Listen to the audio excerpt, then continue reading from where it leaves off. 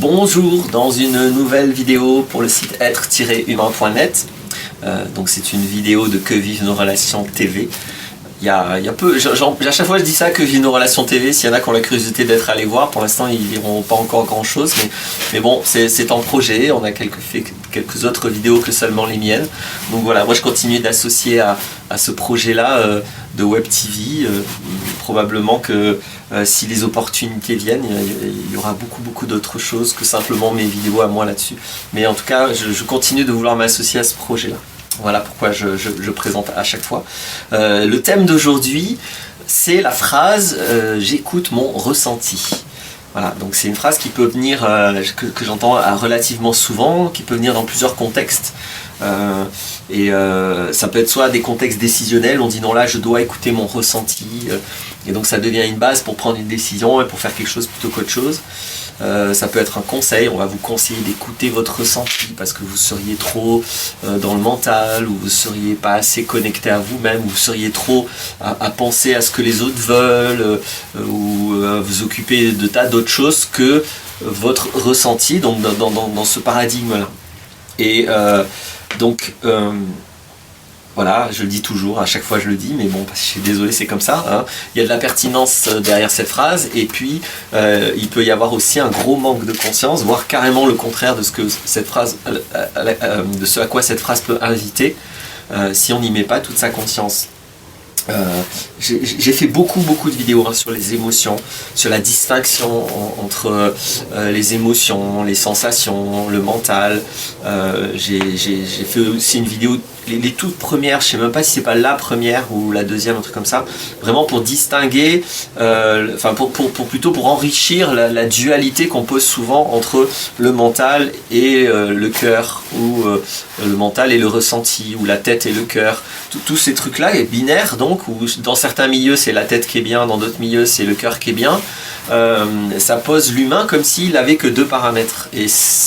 Et ça me perturbe énormément, enfin ça me perturbe pas, mais disons je trouve ça très limitant. Ce qui me perturbe, c'est que ce soit une idée aussi répandue et qui persiste alors qu'elle est d'une pauvreté absolue. Elle me semble absolument évident que là-dedans, on oublie de quoi on parle. C'est quoi les ressentis? C'est les sensations ou c'est les émotions? Parce que ça n'a rien à voir. Et si on parle d'amour au sens d'ouverture, c'est encore une troisième chose. Donc allez voir les 4 aptitudes des humains sur les vidéos, etc. Je ne vais pas revenir là-dessus, mais c'est vraiment, je voulais préciser cette phrase, écouter son ressenti. Allez voir aussi quand même éventuellement la présentation que je fais de l'échelle émotionnelle, où je vous invite à une expérience que moi je fais pour moi-même et en aidant les personnes depuis longtemps. Ah zut, mon téléphone. Alors ça veut dire qu'il faut que normalement j'aille ranger les poules. On va attendre un petit peu. Donc écoutez le ressenti. Ressenti, c'est ça qui va poser problème, plutôt la conscience de ça qui va poser problème dans cette phrase. De quoi parlons-nous? Premièrement, ressenti, c'est pas un mot français, ça n'existe pas. Alors bon, pas très grave, on a le droit d'inventer des mots, mais quand on invente des mots, il faut être clair avec pourquoi et comment et quoi ça vient, quoi. Parce que là, j'ai l'impression que c'est un mot qui n'a pas spécialement été inventé avec conscience, mais c'est un espèce de sac fourre-tout, très flou, et du coup, on dit ça plutôt que de dire quelque chose de précis. Parce que justement, la plupart du temps, je constate que les personnes qui disent j'écoute mon ressenti, en fait, elles écoutent leurs émotions. Et en fait, elles écoutent leurs émotions comme si leurs émotions leur parlaient du monde et comme si leurs émotions étaient une sensibilité au monde, aux autres. Et moi, je vous invite à aller voir les vidéos et à faire l'expérience. Dans mon expérience, c'est absolument faux. Les émotions parlent exclusivement de moi. Donc quand je pense écouter mon ressenti, c'est-à-dire mes émotions par rapport à quelque chose d'extérieur, simplement je suis à l'envers. Là pour le coup, je marche sur la tête. Parce que j'utilise mon mental qui va me faire croire, au lieu d'être conscient que mes émotions parlent de moi, de mon histoire, de quelque chose qui n'est pas en paix avec moi, je vais faire comme si c'est l'autre qui a posé problème, ou cette situation, ou un désir dans ma vie qui n'est pas assouvi, enfin peu importe, comme si c'est à l'extérieur alors que c'est à l'intérieur. Donc là je suis vraiment à l'envers. Alors je prétends pas qu'à chaque fois que les gens disent j'écoute mon ressenti, c'est ça dont il s'agit, mais j'observe que dans la majorité des cas, c'est ça. Ressenti, ça veut dire émotion. Pourquoi pas dire émotion d'abord? Ou sentiment? Le mot français, sinon, c'est ressentiment. Je ne sais pas si c'est de ça qu'on veut dire, si c'est de ça qu'on parle, mais ressenti, ça n'existe pas. D'accord? C'est pas un mot français, donc si vous l'inventez, soyez clair avec de quoi vous parlez. C'est au minimum ça. Parce que je vous invite effectivement à écouter vos émotions, mais à les écouter en conscience qu'elles parlent de vous. Et que c'est uniquement vous là qui avez un problème. Il n'y a rien à l'extérieur qui vient être éclairé par des émotions ou qui vient être sensible par des émotions. Votre sensibilité à l'extérieur, elle est sensorielle. C'est ce que vous voyez, c'est ce que vous entendez, hein, c'est ce que vous touchez ou ce que vous sentez kinesthésiquement éventuellement, qui va être ça. Alors après, des fois dans le ressenti, on va mettre des notions d'intuition. Donc là, pour moi, l'intuition, je vais plutôt la ranger dans l'ouverture de conscience, dans l'aptitude d'accès à la conscience, qui est différent des sensations, qui est différent des émotions. Donc bien sûr qu'on peut être attentif à ses intuitions, et ça, c'est plutôt une bonne idée. Encore faut-il faire la différence entre vos intuitions et vos émotions, première chose, et aussi la différence entre les intuitions et l'imagination. Le mental aussi, il peut se faire passer pour de l'intuition. Donc ça nécessite cette capacité à distinguer, une fois qu'on l'a effectivement, mais alors pourquoi parler de ressenti s'il s'agit des intuitions? J'écoute mes intuitions, ou j'écoute mon intuition. Si c'est des émotions, j'écoute mes émotions, mais ça veut dire que j'ai quelque chose à libérer en moi, j'ai un problème. Si c'est mes sensations, ben, j'écoute mes sensations, j'ai vu ça, même si blablabla, on me fait croire, on me pousse, on m'influence à autre chose, moi je sais ce que j'ai vu et je prends ma décision par rapport à ce que j'ai vu. Voilà. Donc là, je suis clair. Mais vraiment, ma grande invitation, c'est soyez clair quand vous parlez de ressenti. De quoi est-ce que vous parlez ? Vraiment, de quoi? La plupart du temps, donc, quand on est à l'envers et qu'on parle de ressenti en faisant comme si on est dans une finesse de sensibilité, alors qu'on est complètement dans la réaction la plus égotique possible, qui consiste à projeter sur les autres mes émotions, là-dedans, l'énorme problème, c'est qu'on va en fait rester dans ce qu'on appelle la zone de confort. On va rester dans ces schémas de répétition, on va rester encore une fois vraiment dans le commandement de l'ego. Si écouter son ressenti revient à ça, moi à ce moment-là je le déconseille fortement.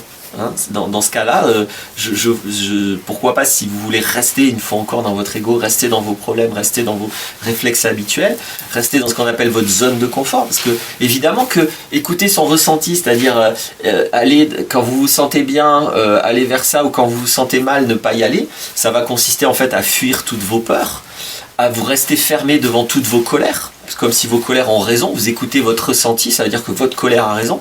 Non, votre colère, elle parle de votre histoire, elle parle pas de ce qui vous a mis en colère. Peut-être que ce qui vous a mis en colère, objectivement, ça vous convient pas, ça c'est tout à fait possible. Mais en tout cas, c'est pas votre colère qui vous informe de ça. Et puis, si c'est vos tristesses que vous écoutez, là, vous allez rester dans un renfermement sur soi, une détresse, une dévalorisation, etc., etc. Donc, écoutez les colères, les tristesses, ou les peurs de cette manière, je le déconseille.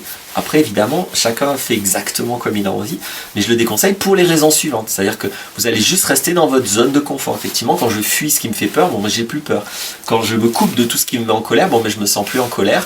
Et quand je fuis tout ce qui me fait peur, tout ce qui me rend triste, bon, ben, je me rends plus triste. Donc, si je cours après seulement ce qui me fait me sentir bien, bah, cool, ok, là, ça va effectivement être des choix de vie, mais qui vont petit à petit vous ramener juste à votre zone de confort. Or, maintenant, de plus en plus, l'idée que c'est surtout dans la zone d'inconfort qu'on va changer, qu'on va se transformer, et surtout qu'on va faire face à nos nœuds, à nos coincements, à nos manques de liberté, à nos conditionnements, etc. C'est une idée de plus en plus répandue, je pense que c'est une idée pertinente. C'est pas qu'il s'agit de chercher l'inconfort, il s'agit juste de constater qu'en soi, l'inconfort, c'est pas un problème, c'est une situation dans laquelle, pour l'instant, vous ne savez pas encore qui vous êtes, vous n'êtes pas encore libre, et où vous pouvez avoir un intérêt à vous développer. Donc dans ce cadre-là, écoutez vos ressentis en mode je vais vers ce qui me fait me sentir bien et je fuis ce qui me fait me sentir pas bien, ça c'est souvent conseillé. Vraiment, bah moi je prends le contre-pied total, je le déconseille. Ça veut pas dire qu'il faut aller vers ce qui vous fait vous sentir mal, c'est pas ce que je dis. Je dis quand vous vous sentez mal, allez regarder en vous, c'est ça que je dis. J'insiste, hein. Quand vous vous sentez mal, il y a deux problèmes. Il y a une situation extérieure qui peut-être est quelque chose qui ne vous convient pas et qui est peut-être quelque chose que vous avez intérêt à ne plus côtoyer, c'est tout à fait possible. Mais si vous n'êtes pas tranquille, serein, en paix dans cette décision, si vous devez écouter autre chose que votre conscience et que vous écoutez ce que vous appelez un ressenti, peut-être que simplement il y a un deuxième problème avec ça qui est lié souvent à votre histoire, ou en tout cas à votre ego.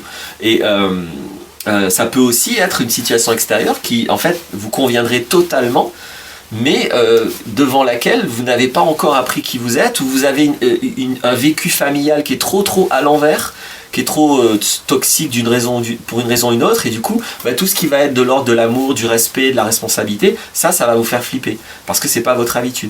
Donc là, si vous avez une enfance dans un milieu très toxique, ce conseil-là d'aller vers ce qui vous fait vous sentir bien et de fuir ce qui vous fait vous sentir mal, ça va être un excessivement mauvais conseil, vraiment. Donc c'est très important pour moi d'être clair avec le fait que vos émotions, appelez ça ressenti si vous voulez, mais le mot du coup je le comprends pas, vos émotions parlent de vous, exclusivement de vous, et elles vous invitent à vous libérer. Et une fois que vous êtes libre, après vous voyez clair dans les choses. Donc voilà, c'est quand même quelque chose que je trouve vraiment important, d'autant que c'est quelque chose qui est très répandu, cette idée-là.